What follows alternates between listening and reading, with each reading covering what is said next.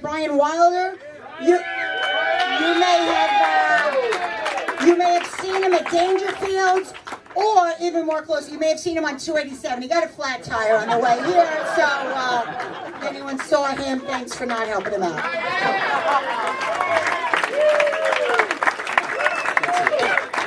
All right. Thank you for making it tonight. I'm going to do a little segment called Get to Know Your Comedian to get started. Something about me that I need credit for everything that I do. So, if I do you a favor, if I donate money, I need to thank you. I'm never, ever going to do it anonymously. So, you can see those people on Facebook are like, instead of getting me a birthday gift, if you could donate to help save the elephants, that would be great. And I'm like, well, first of all, Tiffany, I wasn't getting you a birthday gift. But if I were to do that, that spot online where it's like, if you're a donator, like, here, put your name here, or you can do it anonymously, putting my name all day long. And I might even go as far as reaching out to the head of the elephants and just being like, hey, I was one of the donators, so get Babar and the guys to send me a note, let me know how they're doing.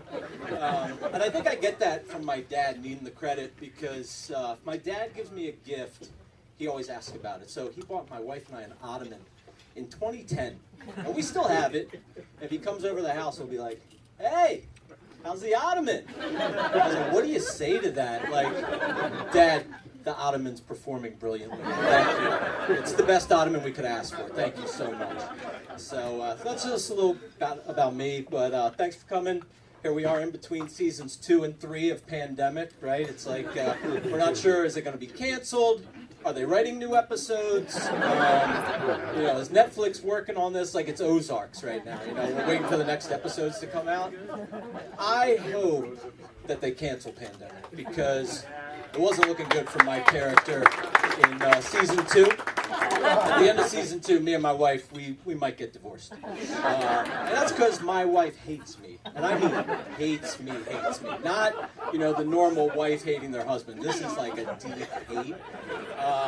And so I'm hoping they cancel Pandemic, because we're not going to make it much longer. And I know she's here with some friends tonight, so she's like complaining about me right now. It's like season 1 was all about how much golf I played. Season 2 was how loud I snore. So, what's season 3 going to be? It's probably going to be something crazy. Like, I think I got a sneak preview the other night. I was brushing my teeth, and I see her out of the corner of my eye. She's glaring at me. I'm like, what's the angle here? What's this going to be? Sure enough, I get done, and she goes, amazing. You have no pattern when you brush your teeth. I didn't know I could annoy her just by brushing my teeth, but here we go. So anyway, I really hope they cancel Pandemic. They're not going to make it. But it's funny, because that's what the wives are talking about tonight, right? They're complaining about the men. So it's funny, because it's like, anytime I go on a boys' weekend, she's like, what'd you guys talk about? Well, one, not you, and how much you hate me. But, we don't get into the issues. We don't talk about our feelings. We're there to have fun. We laugh. That's what guys do. And we tell the same stories over and over again. I was just with my buddies recently, and we were talking about how our buddy Gurge, nicknamed Gurge, now goes by the nickname Sturge. And so 25 years ago, we met Gurge. He threw up a lot one night, so we called him Gurge. But about 15 years ago, we started calling him Sturge, because we were all at a bachelor party together at someone's house. Strippers had been hired, and Gurge won a door prize.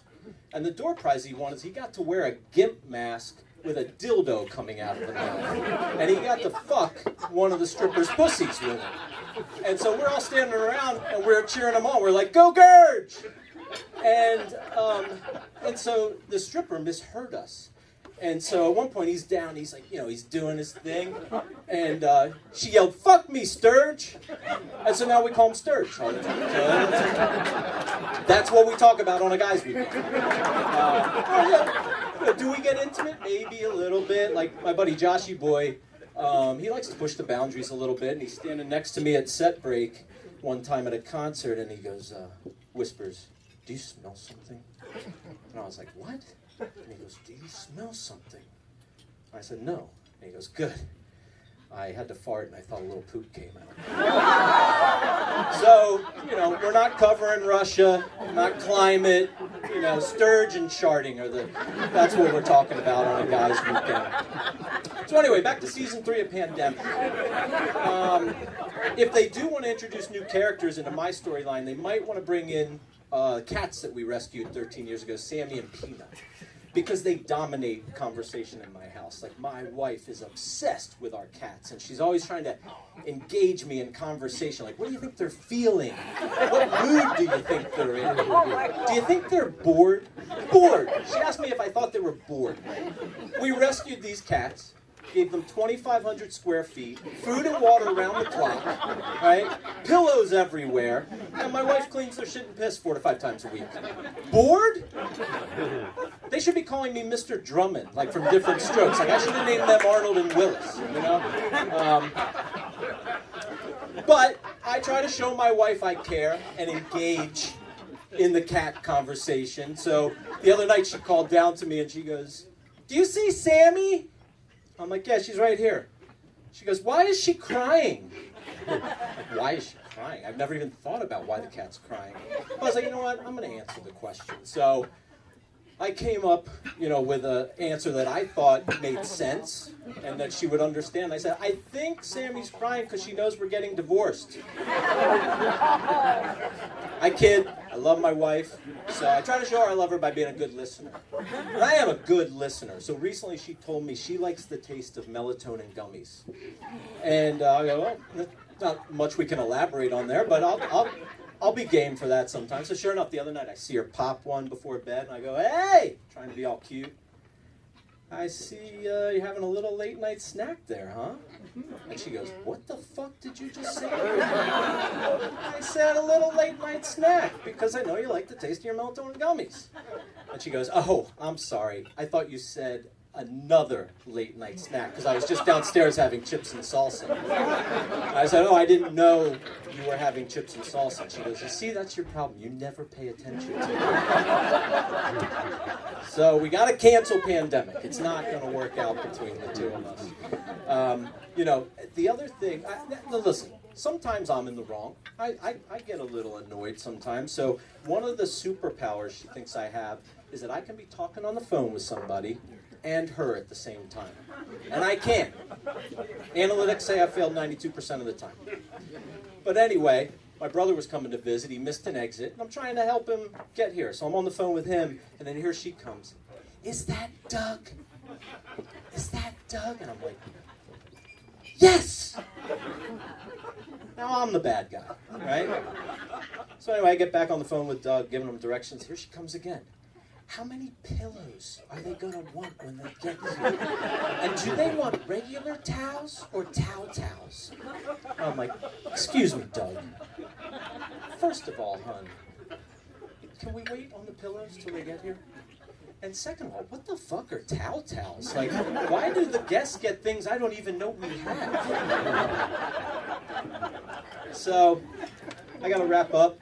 And I'm just going to leave a little PSA. It's kind of funny coming after what I just said. We need a little more empathy and kindness. Obviously in my house, but also to strangers. And so, me and Joshy Boy were out one night. We're in a hotel bar in Philly, and we're getting ready to go out on the town, and we got an Uber coming, and all of a sudden I'm like, "Oh my God, I got to pee so bad."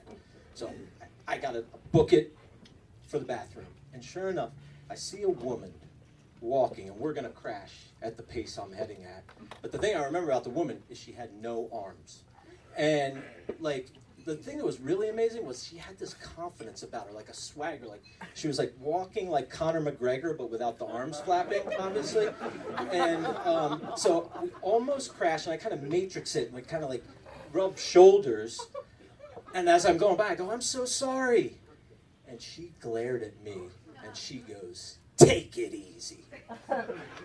I go to the bathroom, I'm like, I just keep hearing in my head, "Take it easy." So I get my business done, I meet Joshy Boy in the Uber, and he's like, "Bry guy, what's going on? You seem down." And I go, "Hey," I told him all about the woman with the no arms that I almost collided with. I said, "Joshy Boy, we just need more empathy in this world, and I just wish I could have helped that woman with no arms empathize with how badly I needed to go to the bathroom. That's my time. Thank you guys for coming out. All my friends.